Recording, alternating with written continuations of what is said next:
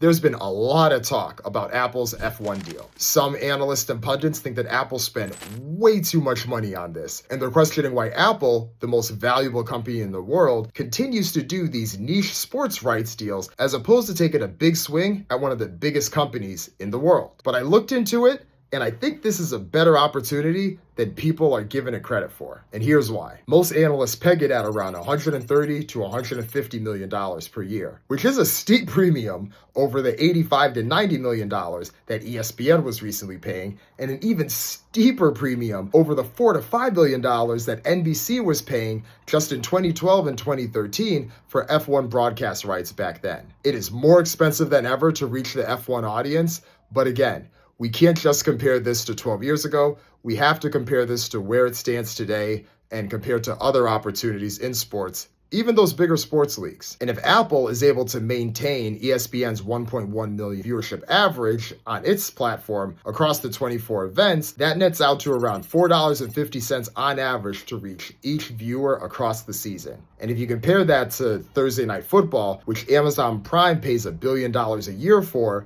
which reaches over 220 million views on average, the average cost to reach the Amazon Prime viewer for Amazon is around $4.75. So the numbers are pretty close, and those numbers are a lot cheaper than the most recent NBA package, which is north of $15 per viewer. Plus, the F1 viewer is arguably one of the most valuable in sports. They have more disposable income, a lot more of them are in that highly coveted 18 to 49 demographic, but can that culture around F1 translate into strong viewership that justifies this deal further? Because there are plenty of sports out there that have very strong cultural cachet that doesn't quite translate. Again, not to pick on the NBA, but it's a sport that does very well on social media, has some of the biggest stars around. But for years, the league has been trying to translate the fandom, the online commentary, and the social popularity into actual viewers that sit down and watch the actual sport. Meanwhile, a product like the NFL does have a huge culture around it, but those viewers show up too. And that's the hope, and that's the bet that F1 is banking on as well. So the question again for Apple is this: